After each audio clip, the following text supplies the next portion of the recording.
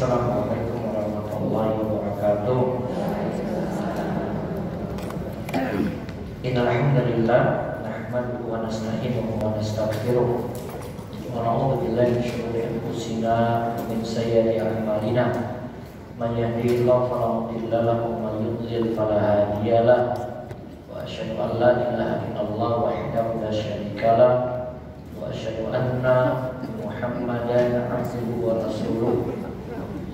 Allahumma sholli ala nabiyyina Muhammad wa ala alihi wa man tabi'ahum bi ihsan ila yaumiddin.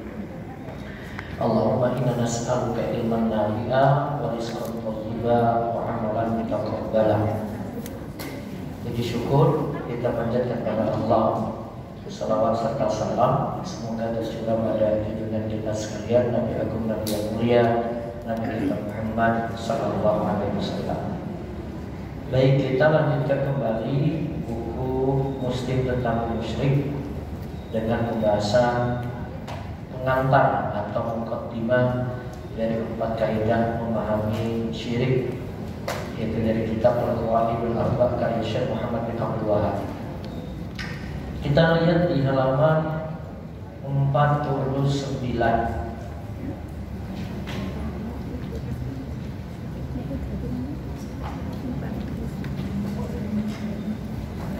Ada istilah hunafa. Syekh Muhammad bin Abdul Wahhab itu mengatakan ajaran Nabi Ibrahim itu ajaran hanifiyah, atau dari kata hunafa.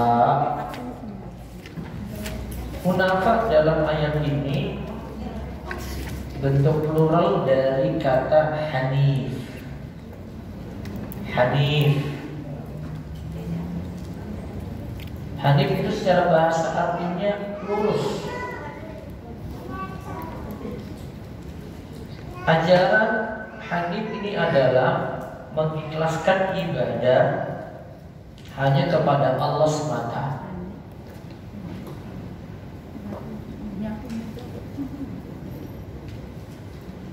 Mengikhlaskan ibadah hanya kepada Allah semata. Berarti ibadah hanya murni untuk Allah. Ibadah tidak boleh bercabang kepada yang lain.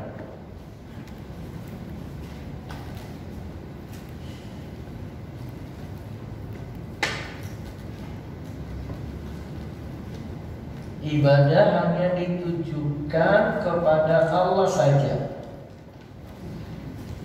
Jadi tidak ada kepada orang soleh, tidak ada kepada malaikat, tidak ada kepada jin atau nabi.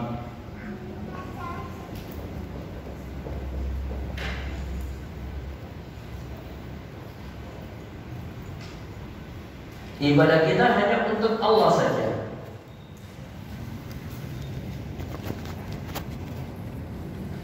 Nah, inilah yang diperintahkan dalam Al-Quran, diperintahkan oleh Allah kepada seluruh makhluknya, baik jin maupun manusia.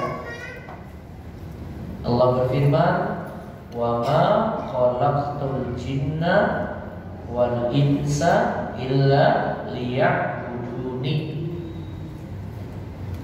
Tidaklah aku menciptakan jin dan manusia melainkan untuk beribadah kepadaku semata.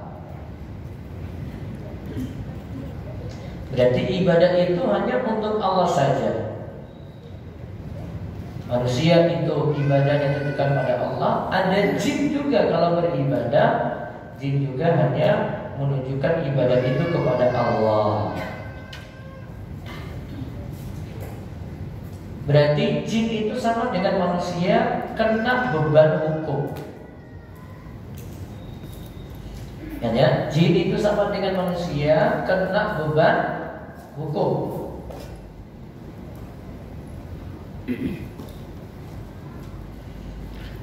Makna melainkan untuk beribadah kepadaku dalam ayat ini adalah menauhidkanku dalam ibadah. Ayat tadi ya, illa liya'buduni, kecuali beribadah kepadaku, maksudnya adalah mentauhidkan aku. Berarti ibadah itu hanya boleh untuk Allah saja. Maka tujuan penciptaan manusia adalah agar mereka beribadah kepada Allah. Nah, itu tujuan kita hidup, dengan mengikhlaskan atau memurnikan ibadah tersebut kepada Allah semata. Berarti tujuan kita hidup untuk apa, Ibu? Ibadah. Ibadah pada Allah saja. Tujuan kita hidup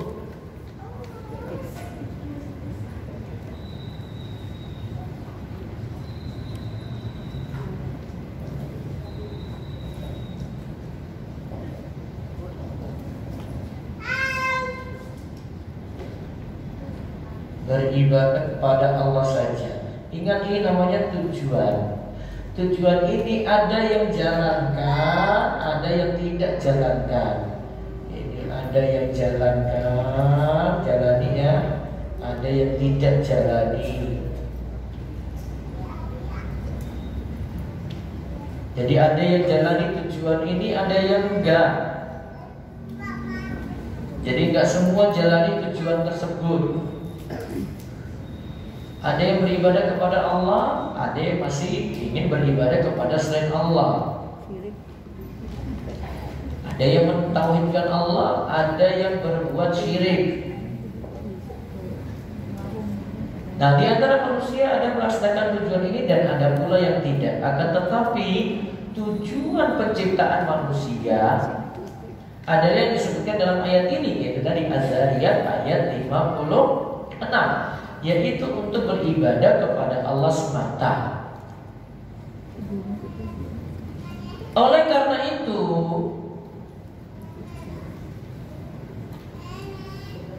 orang-orang yang menyembah selain Allah adalah orang-orang yang menyelisih tujuan penciptaannya serta menyelisih perintah dan syariat. Berarti orang yang berbuat syirik tidak jalani tujuan tadi. Orang yang berbuat syirik tidak menjalani tujuan tadi.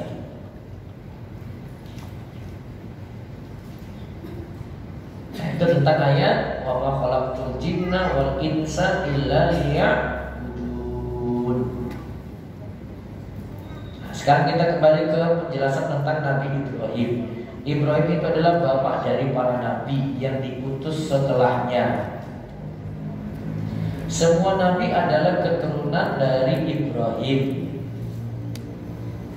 Oleh karena itu Allah berfirman, wa ja'alna fi dzurriyyatihi nubuwwata wal kitab, dan kami jadikan kenabian dan Alkitab pada keturunannya, yaitu keturunan Nabi Ibrahim.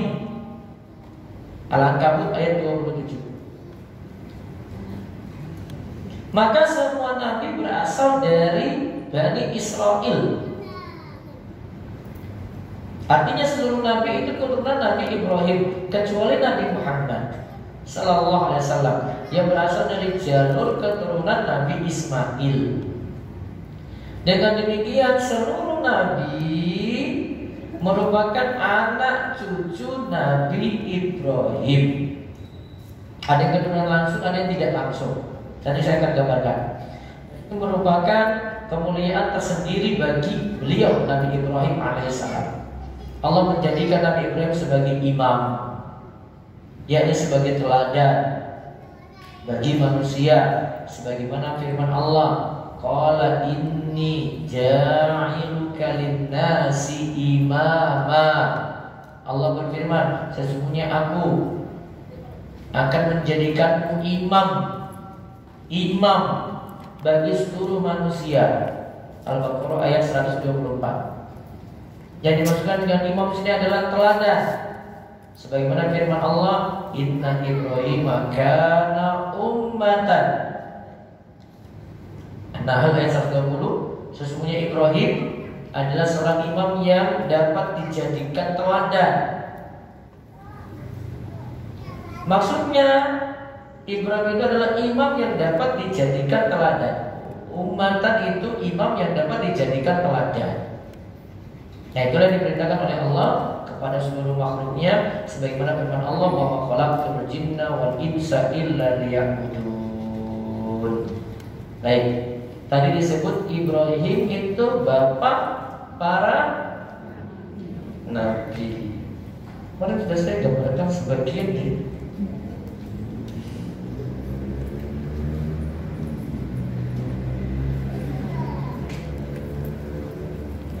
Sekarang kita lihat silsilah keturunan Nabi Ibrahim.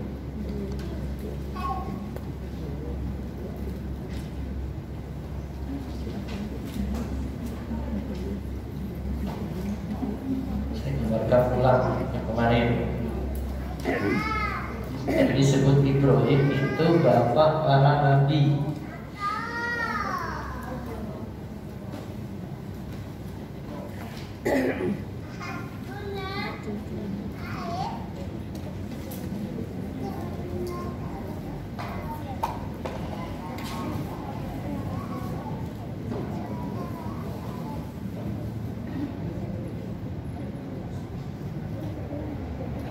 Ada putra-putra beliau, tapi yang utama Ismail. Dari istrinya siapa? Hajar. Kemudian Ishak. Dari istrinya Sarah. Nanti masih punya anak yang lain, ya. Anak yang lain masih ada.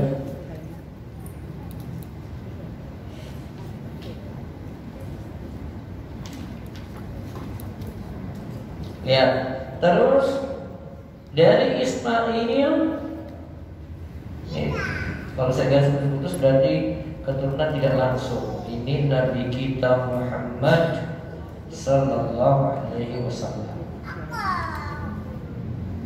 Nah, dari Ishak keturunan langsungnya itu ada Yakub.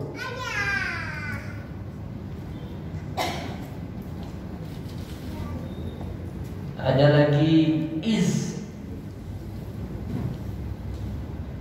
Ini nanti keturunannya Ayyub.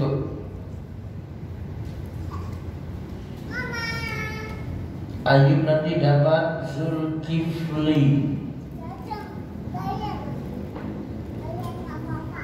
Nah, Yakub ini nama lainnya apa? Ibu Israel. Ada saya buat not di situ. Nah, Yakub ini punya keturunan 1, 2, 3, 4, 5, 6, 7, 8, 9, 10, 11, 12. 12 anak dari 4 istri.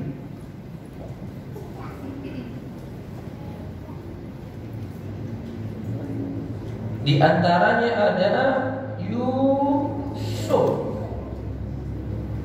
Jadi ada Yusuf di sini. Ada satu ibu dengan Yusuf, Benyamin, dan 12 yang lain. Ini disebut Bani Israil.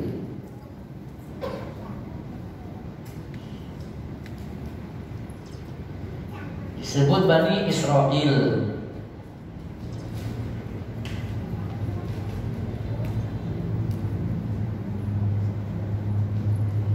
Nah, nanti di sini nanti keturunan dari 12 ini ya, saya dari sini aja.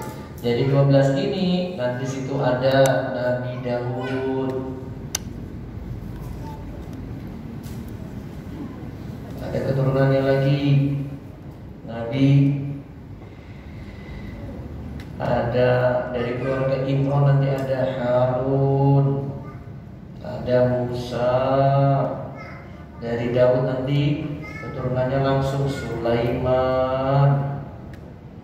Dari Sulaiman nanti keturunannya tidak langsung ada Isa.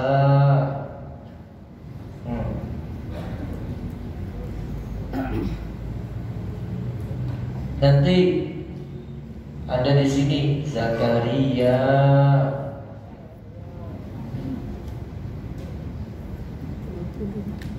Zakaria nanti di sini siapa? Anaknya? Ya.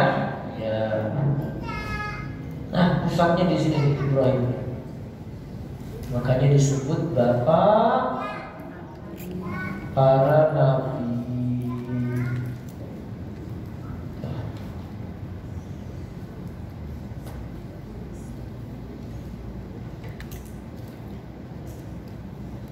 Hanya kalau Nabi SAW itu mengajak umatnya untuk bertauhid, beliau sebut nama Ibrahim karena Nabi Ibrahim ajarannya itu lebih dikenal oleh orang-orang musyrik. Beliau dekati dengan ajaran Nabi Ibrahim dulu yang lebih diterima.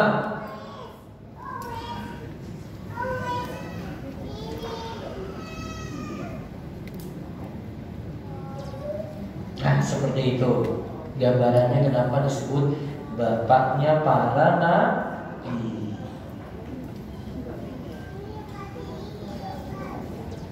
Jadi Nabi Muhammad keturunan Ishak atau Ismail? Ismail.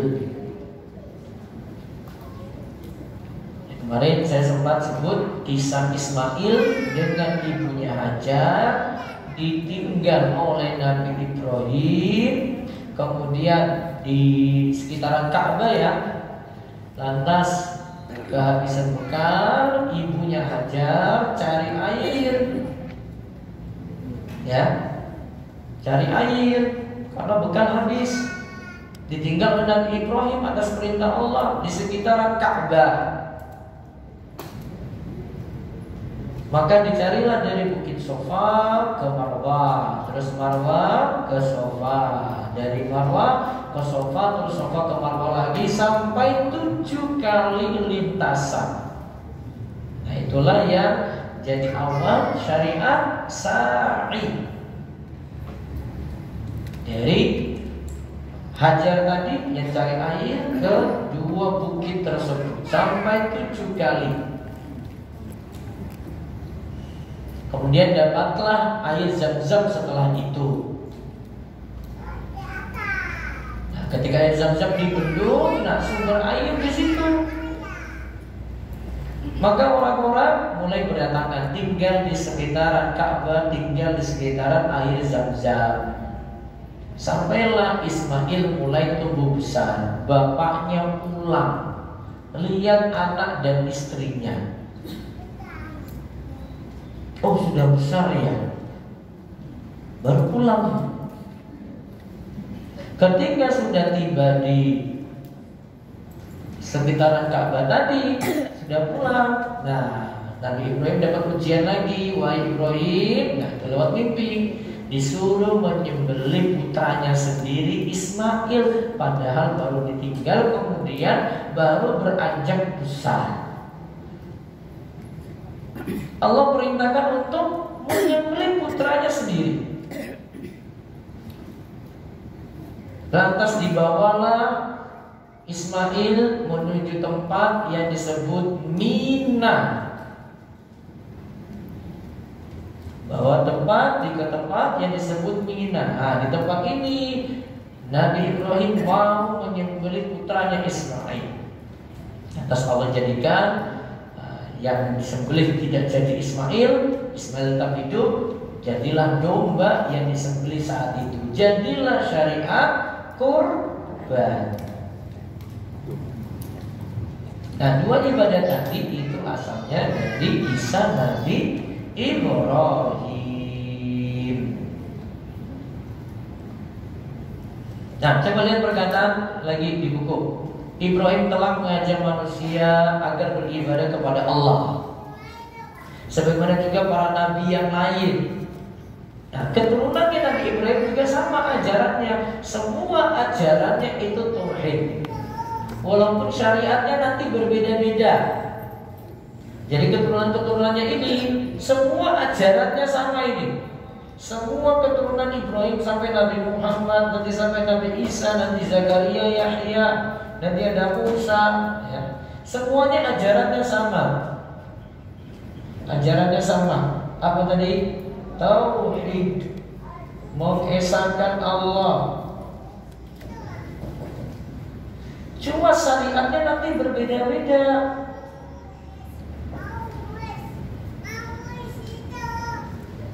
Syariatnya berbeda-beda. Cara ibadahnya berbeda-beda. Mau sholatnya itu caranya juga berbeda. Cara puasanya juga berbeda. Sudah ada penarikan zakat, cara bayar zakatnya juga berbeda. Nanti tentang syariat haji juga sudah ada. Nanti syariat hajinya juga berbeda. Namun punya prinsip ajaran yang sama, yaitu ajaran tauhid, mengesahkan Allah, tidak berbuat syirik. Jadi contoh misalnya saya contohkan puasa, ya. Puasa sebelum Islam itu ya berbeda dengan apa yang diajarkan oleh Nabi kita Muhammad SAW. Kalau Nabi Muhammad itu puasanya nanti mulai dari subuh sampai tenggelam matahari. Masih boleh makan setelah Isya di tengah malam sampai mau menjelang subuh. Dan dibolehkan untuk makan sahur. Makan sahur itu jadi sunnah. Apa bedanya dengan sebelumnya? Sebelumnya itu tidak ada syariat makan sahur. Jadi kalau sudah malam, sudah buka, terlanjur tidur, tidak lagi bangun makan sahur, lanjut puasa. Mana yang lebih mudah? Syariat Islam atau sebelumnya? Mana yang mudah? Islam masih dibolehkan sampai menjelang subuh masih boleh makan sahur. Sudah azan subuh tidak boleh lagi lanjut makan sahur, walaupun nanggungnya sak gelas, nanggungnya sak piring.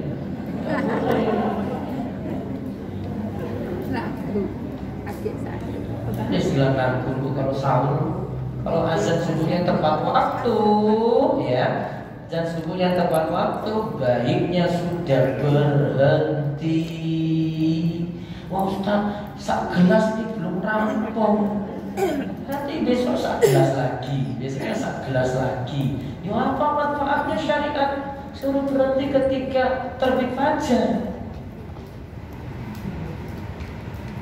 Yang tepat itu tentang masalah Nabi SAW itu masih bolehkan makan ketika azan berkumandang, itu untuk azan yang tidak tepat waktu. Kalau azan yang tepat waktu maka sudah berhenti, termasuk puasa sunnah juga. Paham Ibu? Nah, itu bedanya. Syariat Nabi Muhammad ada keringanan, diberi keringanan untuk makan sahur. Syariat sebelum Nabi Muhammad tidak didapati keringanan seperti ini. Terus seluruh nabi mengajak manusia untuk beribadah kepada Allah dan meninggalkan berbagai peribadahan kepada selain Allah. Berarti tinggalkan syirik. Allah berfirman, ini ajaran setiap nabi, walaqad ba'atsna fi kulli ummatin rasulan an ibudullaha wajtanibut taghut. An-Nahl ayat 36. Dan sesungguhnya kami telah mengutus rasul kepada tiap umat untuk menyerukan sembahlah Allah dan jauhilah taghut. Taghut itu apa? Sudah pernah saya ajarkan, ibu kayaknya lupa ya. Saya yakin lupa itu.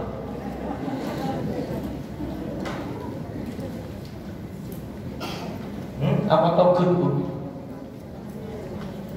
Apa itu taghut? Sudah pernah paham? Sudah pernah dengar belum taghut itu apa, Bu? pengen juga. Hah? Taghut itu apa? Hah? Pernah dengar, tapi lupa. Hah? Atau bingung? Bingung aja biar nanti dijelaskan.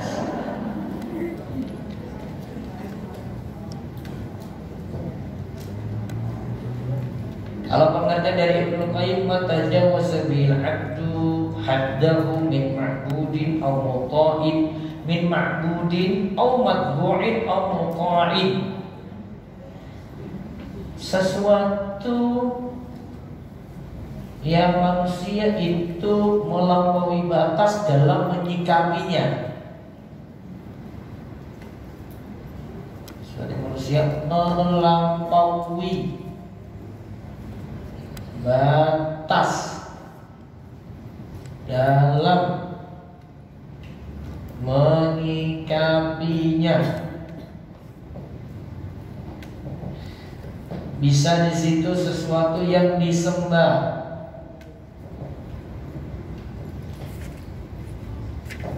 ada yang orang sujud di depan dia, togut namanya. Selama dengan catatan ya, dia ridho. Yang disembah itu ridho. Berarti kalau Nabi Isa itu disembah, Nabi Isa bukan togut, karena Nabi Isa tidak ridho disembah.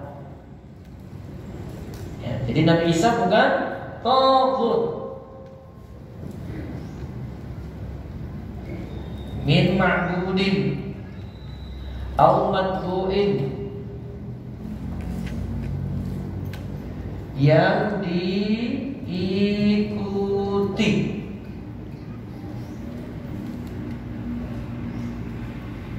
Kemudian ada yang ketiga, yang ditaati. Nah, keduanya mirip nih.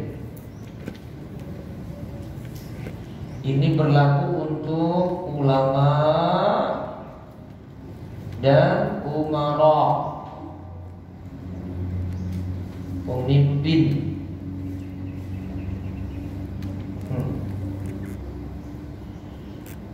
Orang taat, orang berarti yang diikuti itu sini ulama. Yang ditaati di sini umara. Dalam halal dan haram yang sudah jelas. Dalam halal dan haram yang sudah jelas.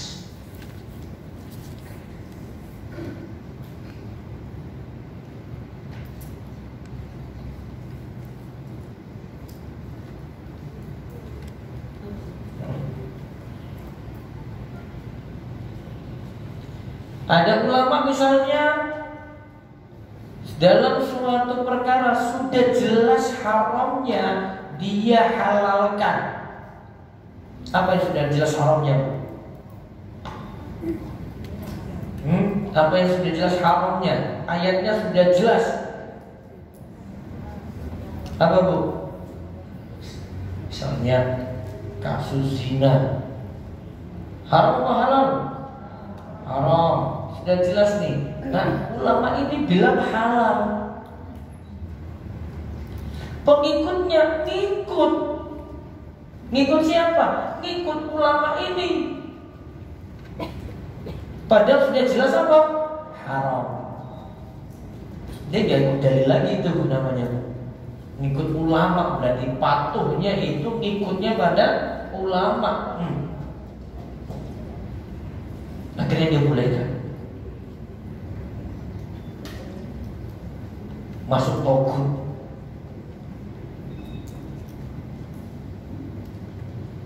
Ada pemimpin yang diikuti sama juga dalam halal dan haram yang sudah jelas, maka ini juga masuk togut. Jadi togut itu sesuatu yang manusia melampaui batas dalam menyikapinya. Ada yang disembah, ada yang diikuti, ada yang ditaati. Ini pengertian dari Imam Ibnu Qayyim.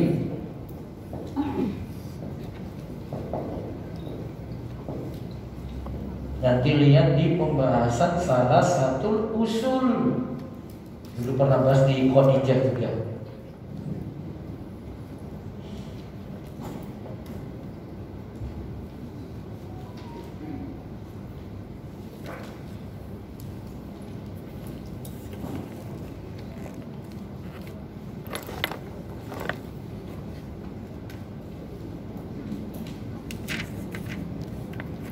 Nah, ayat tadi ya, An-Nahl ayat 36.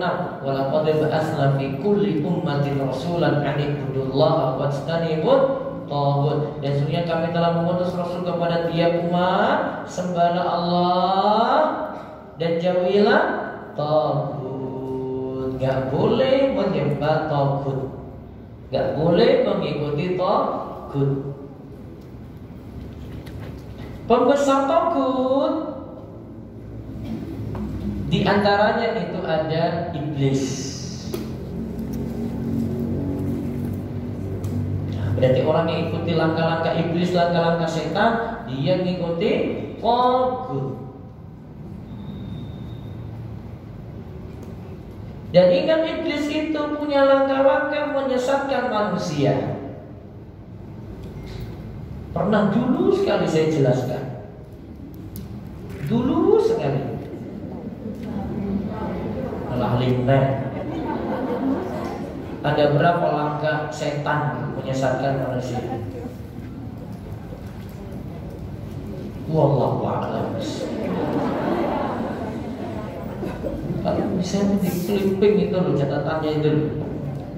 Saya pernah dulu di masa mahasiswa saya ngisi di Pogok Baru. Jadi bapak itu ada bapak, dia kumpulin catatan saya. Saya kebetulan pakai print-printan gitu. Terus saat dia ketemu saya di GS, "Oh, Ustaz, ini catatan yang dulu." Dia buat clipping tuh buku khusus. "Oh, Ustaz, ini catatan semuanya." Ya Allah, saya catatan itu aja saya nggak simpan. Dia kan simpan semuanya. Dia simpan itu. Sampun sepuh. Saya nggak tahu ibu-ibu simpan catatannya di mana ya kayaknya. Kayaknya bukunya baru terus tau. Apa langkah setan menyesatkan manusia? Mau dijelaskan atau di skip aja? Terus ya, sudah nanti dia di catatan yang dulu aja ya. Iya kan? Mau dijelaskan apa tak lewati? Catat. Masih semuanya hilang. 1:6 ya, ada 6. Diingat baik-baik. 6 ini urutan. Nomor 1 nggak bisa setan pindah ke nomor 2. Nomor 2 nggak bisa setan pindah ke nomor 3. Nomor 3 nggak bisa 4, 5, 6 paling terakhir. Berarti setan tuh pintar banget loh. Kalau nomor 1 berhasil, setan diangkat jadi, ya pokoknya dia mungkin jadi profesor lah kalau dia itu. Pokoknya jadi nomor 1 nih. Karena sudah berhasil di nomor 1 ini. Dia tidak perlu langkah kedua, ketiga, keempat, kelima, keenam. Sudah berhasil. Maka nomor 1 ini paling luar biasa. Apa langkah-langkah setan yang pertama? 1, menjerumuskan dalam syirik.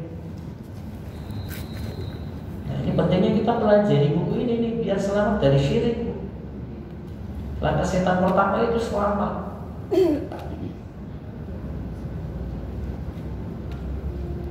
Yang kedua, langkah setan kedua, berarti langkah pertama tidak berhasil ya. Langkah pertama tidak berhasil, setan pindah ke nomor 2. Yang nomor 2 ini adalah bid'ah, amalan yang tidak ada tuntunan. Karena biasanya orang merasa amalannya itu bagus.